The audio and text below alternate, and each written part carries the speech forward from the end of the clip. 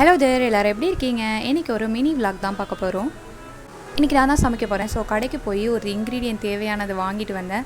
அதுக்கப்புறம் பார்த்திங்கன்னா அது என்ன இன்க்ரீடியன்ட் பார்த்திங்கன்னா முந்திரி. இதான் நம்மளுக்கு மெயின் டிஷ்ஷாக இருக்க போது. ஸோ ஃபஸ்ட்டு ரைஸ் வந்து ஊற வச்சுட்டேன். நெக்ஸ்ட்டு ஆனியனை வந்து எல்லாத்தையும் கட் பண்ணிட்டேன். ஆனால் ஆனியன் அறிகிறது ரொம்ப கஷ்டம்ப்பா. கண்ணெல்லாம் செம்மையாக எரிய ஆரம்பிச்சிருச்சு. நெக்ஸ்ட்டு எப்படியோ எல்லாத்தையும் நான் ப்ரிப்பேர் பண்ணி அடுப்பில் வந்து குக்கரை வச்சாச்சு. ஆனால் சமைக்கிறதெல்லாம் எப்படி தான் சமைக்கிறாங்களோ, ரொம்ப கஷ்டம். நெக்ஸ்ட்டு என்னோடய ஹேரை நல்லா கோம் பண்ணிவிட்டு பார்த்திங்கன்னா இன்றைக்கி ஆயில் பாத் எடுக்கலான்னு இருக்கேன்.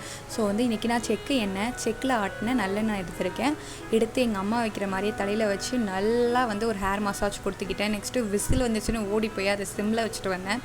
அதுக்கப்புறம் பார்த்திங்கன்னா நம்ம இனிமேல் வேலை பார்க்க போகிறோம். ஸோ அதனால் ஹேரை வந்து ஒரு பேண்ட் போட்டு டைப் பண்ணிக்கிட்டேன். இல்லைன்னா ரொம்ப கஷ்டம். ஏன்னா விளக்குறதுக்கெல்லாம் ஹேரெல்லாம் ஃப்ரீயாக விட்டால் ரொம்ப கஷ்டமாக இருக்கும், ரொம்பவே இருக்கும். அதுக்கப்புறம் பார்த்திங்கன்னா இந்த மாதிரி ஏனத்தை விளக்கிறேன். உங்கள் வீட்டில் யாராச்சும் நீங்கள் தான் அடிக்கடி பாத்திரம் விளக்குவீங்கன்னா கமெண்ட்டில் சொல்லுங்கள். தண்ணி எப்போவுமே நிறைய குடிச்சிக்கோங்க. அது நம்ம ஸ்கின்னுக்கு ரொம்ப நல்லது. லாஸ்ட்டு க்ளீனிங் ரொட்டீனில் பார்த்திங்கன்னா எல்லாத்தையுமே க்ளீன் பண்ணியிருப்பேன். பட் இப்போ பார்த்திங்கன்னா நான் கொஞ்சம் வெளியில் போயிட்டு வந்ததுனால எல்லா திங்ஸுமே அப்படியே ஸ்ப்ளிட் ஆகி கிடக்கு. ஸோ அதை கொஞ்சம் அரேஞ்ச் பண்ணேன். ஏன்னா இப்போ லைட்டாக ஸ்ப்ளிட் ஆகிருக்கும் போதே அரேஞ்ச் பண்ணிட்டா நம்மளுக்கு ரொம்ப வந்து அதை ரொம்ப மெஸ்ஸாக இருக்காது. ஸோ அதனால் அதை கொஞ்சம் க்ளீன் பண்ணிட்டேன்.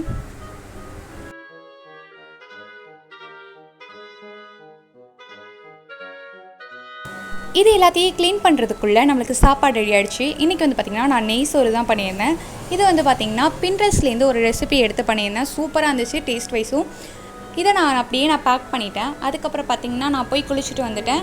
குளிச்சுட்டு வந்ததுக்கப்புறம் அவ்வளோதான் இந்த வீடியோ முடியுது. இந்த வீடியோ உங்களுக்கு பிடிச்சிருந்துச்சுன்னா லைக் பண்ணுங்கள், ஷேர் பண்ணுங்கள், மறக்காமல் நம்மளோட சேனலுக்கு சப்ஸ்கிரைப் பண்ணுங்கள். டடா, லவ் யூ ஆல்.